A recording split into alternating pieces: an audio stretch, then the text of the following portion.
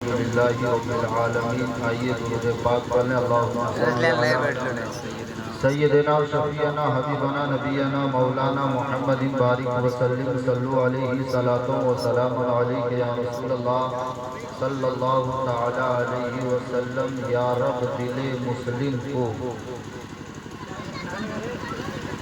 یا رب دل مسلم کو وہ زندہ تمنا دے جو قلب کو گرما دے، جو روح کو تڑپا دے، اور بچھڑے ہوئے آہو کو پھر سوئے حرم لے چل، بچھڑے ہوئے آہو کو پھر سوئے حرم لے چل، اس شہر کے خنگر کو پھر وسعت صحرا دے، فولاد زمیں دیکھ، فلک دیکھ، فضا دیکھ، مشرق سے ابھرتے ہوئے سورج کو ذرا دیکھ، نہ ہو ماحول سے مایوس یہ دنیا، خود بنا اپنی نئی کشتی، نئی آندھی، نئے طوفان پیدا کر۔ معزز سامعین، چونکہ آج کا یہ پروگرام بہت ہی کامیاب رہا، بہت اچھے نعت و منقبت آپ نے سماعت کی، لیکن کہیں نہ کہیں افسوس اس بات پہ ہے کہ آج ہمارا جو ڈیمانڈ ہے، ہماری جو مانگ ہے، وہ اسٹیجوں کے متعلق یہ ہے کہ اسٹیج پہ علماء کرام آئیں تو ہمیں ہنسی مذاق کے گلچھرے والی باتیں سنائے، جس سے ہم اپنی طبیعت مست کر لیں، ہمیں انجوائے مل جائے۔ ورنہ جو بچے آج جو جوان محفلوں سے کافی دور دور نظر آتے تھے، اگر کہیں کامیڈین مولوی آتا، اگر کہیں ایسے باتیں کرنے کے لیے آتا جس سے انہیں سامان قہقہا فراہم ہوتے، سامان ہنسنے کا کوئی سامان پیش کیا جاتا، تو مجھے یقین ہے کہ وہ لوگ بھی بڑی جمعی کے ساتھ، دلچسپی کے ساتھ ابھی محفل کے ارد گرد گھوم رہے ہوتے۔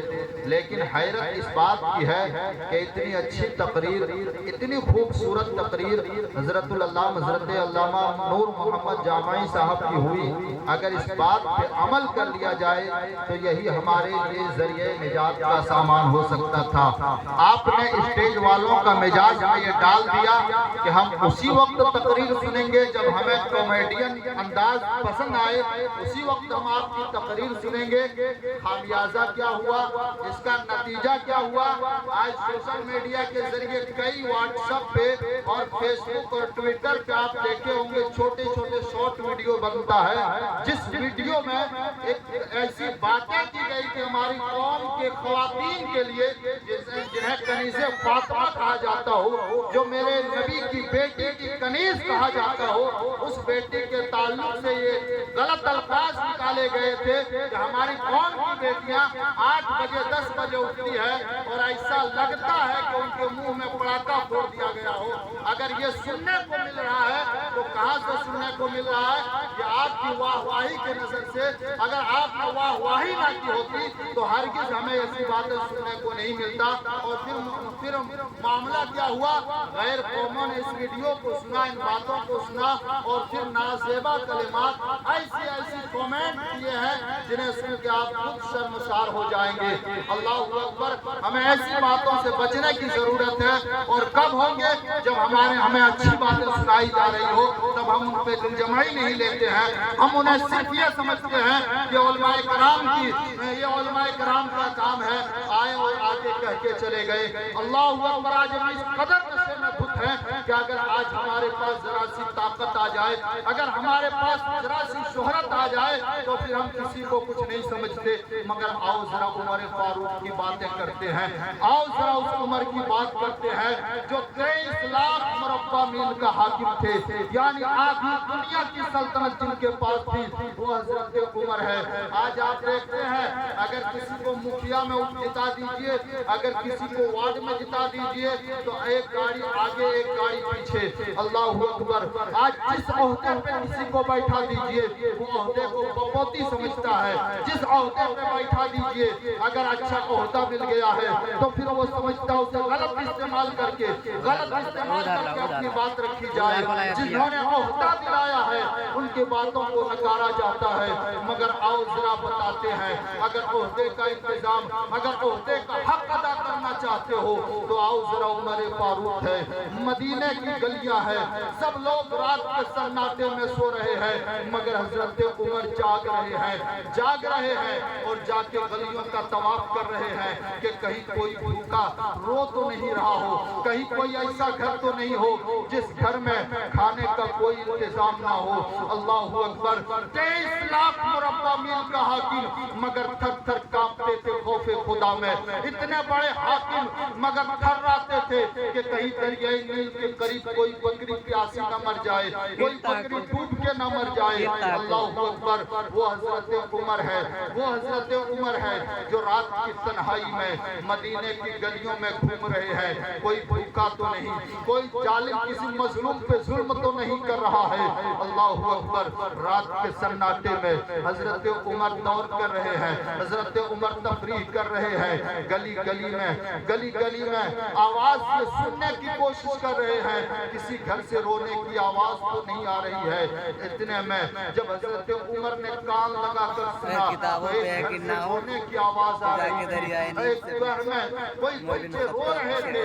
حضرت عمر نے جب کان لگا کے سنا جس گھر میں آواز آ رہی تھی اس گھر پہ دستک دی, کھٹکھٹایا. اندر سے آواز آئی کون؟ کہا ابے بہن دروازہ کھولو. دروازہ کھولا گیا. اس بہن نے کہا رات کی تنہائی میں آپ کون ہے جو میرے گھر میں دستک دیا؟ حضرت عمر کہتے ہیں بہن یہ تمہارے بچے رو کیوں رہے ہیں؟ ہانڈی تم نے دیر سے کیوں چڑھائی ہے؟ اس لیے کہ ہانڈی چڑھی ہوئی تھی, آگ جل رہی تھی مگر اب کھانا نہیں بنا تھا. حضرت عمر کہتے ہیں بہن اتنی دیر سے تم نے کیوں ہانڈی چڑھائی ہے؟ اگر شام سے ہی تم نے کھانا بنا دیا ہوتا یہ بچے بھوک سے نہیں رو رہے ہوتے, یہ بچے کھا کے وقت پہ سو جاتے. مگر اتنی تاخیر سے آگ جلانے کی کیا ضرورت ہے؟ وہ عورت رونے لگتی ہے اور رو کر کہتی ہے پوچھو مت عمر کو کس نے حاکم بنا دیا ہے. میں رب کی بارگاہ میں پوچھوں گی عمر سے کہ اگر تم نے مدینے کے لوگوں کی, اگر تم نے لوگوں کی خبر نہیں رکھ لی پھر تجھے حاکم بننے کی کیا ضرورت تھی. اللہ اکبر. اتنا سننا تھا عمر پہ کپ کپی طاری ہو گئی. عمر تھرانے لگے. کہا بہن بتاؤ تو صحیح آخر معاملہ کیا ہے, آخر کیوں رو رہی ہو؟ وہ بہن کہتی ہے ہانڈی تو چڑھی ہوئی ہے, میں بچوں کو سلانے کی کوشش کر رہا ہوں اس لیے کہ گھر میں پکانے کے لیے کوئی سامان نہیں ہے, گھر میں آٹا نہیں ہے, گھر میں چاول نہیں ہے, بس ہانڈی چڑھا دیا ہوں. ہانڈی چڑھا کے اس میں پانی گرم کر رہی ہوں اور اس انتظار میں ہوں کہ بچے انتظار کرتے کرتے سو جائے. اللہ اکبر. جب اتنی درد بھری باتیں حضرت عمر نے سنا نا تو فوراً پلٹے اور بیت المال کی طرف رفتار قدموں سے چلے. جب حضرت عمر بیت المال کی طرف گئے تو بلال تو اقال حبش کے غلام اسلم تھے. کہا اسلم بیت المال کھولو, بیت المال کھولو. بیت المال کھولا گیا. حضرت عمر نے اگر خطابت کے جملے میں کہہ لیا جائے کاندھے پہ ایک تیل کا کلسٹر اٹھایا, بورے ایک بورا کاندھے پہ اٹھایا. اٹھانے کے بعد کچھ مال ساز و سامان لیے, یوں سمجھ لیجئے پیاز بھی لیے ہوں گے, ہلدی بھی لیے ہوں گے, آٹا بھی لیے ہوں گے اور اپنے کاندھے پہ اٹھائے ہیں. اور جو ہی نکلنا چاہتے تھے کالے غلام, ان کے غلام نے کہا تھا آقا غلام آپ کا قریب ہے, غلام موجود ہے, آقا آپ نے تیل کا کلسٹر کیوں اٹھا لیا ہے؟ لائیے آپ کا غلام میں ہوں, میں آپ کے ساز و سامان کو اٹھا لوں گا اور میں اس سامان کو اٹھا کے اس گھر میں پہنچا دوں گا. اس وقت حضرت عمر نے کہا تھا کہ اے اسلم, اے میرے غلام سنو, آج تو تم کہتے ہو یہ میری بوجھ کو اٹھا لو گے مگر بتاؤ قیامت میں میرا بوجھ اٹھا لو گے؟ اللہ اکبر. اے اسلم بتاؤ کیا قیامت میں میرا بوجھ اٹھا لو گے؟ غلام رونے لگے, رو کر کہتے ہیں ہیں آقا ارے قیامت میں تو اپنا حساب دینا مشکل ہے، پھر میں آپ کا حساب کہاں سے دے سکوں گا؟ حضرت عمر کہتے ہیں کہ قیامت میں نہیں اٹھا پاؤ گے میرا بوجھ تو پھر یہاں بھی مت اٹھاؤ۔ حضرت عمر نے ایک کاندھے پہ کلسٹر لیا ہے، ایک کاندھے پہ چاول کا بوری لیا ہے، اور پھر چلے ہیں رفتار قدموں کے ساتھ اسی دروازے پہ اور کہا بہن یہ لو کھانے کا سامان، یہ چاول لو اور اپنے بچوں کو کھلاؤ۔ تاریخ گواہ ہے کہ جب حضرت عمر اس گھر میں پہنچے اور وہ عورت جب کھانا بنا رہی تھی، چولہے سے آگ نہیں جل رہی تھی، تو حضرت عمر اپنے منہ سے پھونک مارتے تھے اور اس قدر پھونک مارتے تھے کہ پورا دھواں آپ کے داڑھی کے اندر سے نکلتے تھے۔ اللہ اکبر۔ تھوڑی دیر میں کھانا بن گیا، کھانا کھلانے کے بعد بچوں کو اپنے ہاتھوں سے کھلا رہے حضرت عمر اور کہتے ہیں بیٹے کھا لو، بیٹے کھا لو۔ حضرت عمر کے آنکھوں میں آنسو، بچے رو رہے ہیں۔ پھر حضرت عمر نے کہا تھا بیٹے اب تو بتاؤ کیوں رو رہے ہو؟ تو بچے کہتے ہیں اے میرے بھائی، وہ بچے کہتے ہیں کہ اب تک ایسا لگتا تھا کہ بھوک سے مر جاؤں گا، اب ایسا لگتا ہے کہ کھا کھا کے مر جاؤں گا۔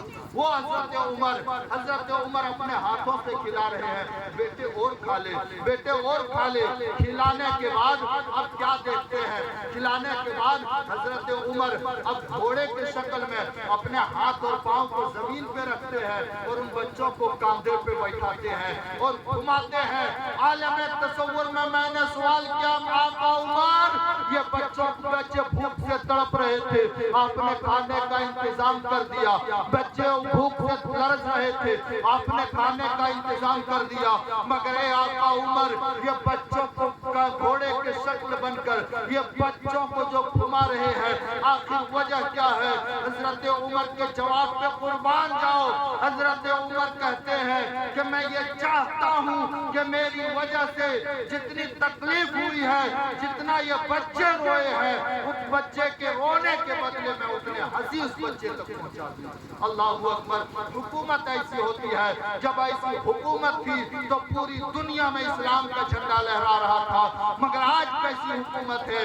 اللہ اکبر۔ جب یہ معاملہ دیکھا نا، اس عورت نے کہا بھائی بہت شکریہ آپ کا، مگر میں حضرت عمر کو چھوڑوں گی نہیں، میں قیامت کا دن پوچھوں گی عمر سے کہ آخر آپ کون ہوتے تھے حکومت کرنے والے، کہ آپ نے اپنے رعایا کا خیال نہیں رکھا؟ اے بھائی آپ کا احسان ہے، آپ کا احسان کہ آپ نے اتنا بڑا کام کیا۔ حضرت عمر ہاتھ جوڑ دیے، کہا اے بہن آپ مجھے بھائی کہتے ہو؟ کہا ہاں بھائی کہتا ہوں، بھائی کہتے ہوں۔ کہا پھر میرے اپنے اس بھائی کے بات کو مانو گے؟ کہا بتاؤ، آپ کی ہر بات ماننے کے لیے تیار ہوں۔ کہا بات ایسی ہے کہ عمر کو معاف کر دو، بڑا تنہا ہے عمر، اکیلا تنہا ہے عمر، ہر چیزوں کا خیال کرنا ہوتا ہے۔ وہ عورت کہتی ہے کہ بادشاہ تو آپ کو ہونا تھا، بادشاہ تو آپ کو ہونا تھا، کس نے عمر کو بادشاہ بنا دیا؟ وہ کہتی ہے حضرت عمر کہتے ہیں اے میری بہن عمر کو معاف کر دو۔ پھر وہ عورت کہتی ہے اے میرے بھائی میں عمر کو تو معاف کر دوں گی، مگر بتاؤ کہ عمر کون ہے اور آپ عمر کے لگتے کون ہیں؟ پھر ہاتھ جوڑ کے حضرت عمر کہتی ہے، حضرت عمر کہتے ہیں اے بہن جس عمر کو تو کہہ رہی ہے وہ عمر کوئی نہیں بلکہ میں ہی ہوں۔ تم مجھے دنیا میں چاہے جو سزا دے دو، مگر قیامت میں مجھے رسوا مت کرنا۔ اللہ اکبر۔ حکومت ایسی ہوتی تھی کہ جب کوئی رعایا پریشان ہوتا تھا تو حکومت اپنے تخت و تاج چھوڑنے کے لیے تیار ہو جاتے تھے۔ درود پاک سیدنا شفیعنا حبیبنا نبینا مولانا محمد بارک وسلم صلو علیہ السلام علیہ یا رسول اللہ صلی اللہ تعالی علیہ وسلم۔ اللہ رب العزت کی بارگاہ میں دعا کرتے ہیں مولا جس بچے کا عقیقہ اور ختنے کے تعلق سے یہ پروگرام رکھا ہے، اللہ ان بچوں کو دن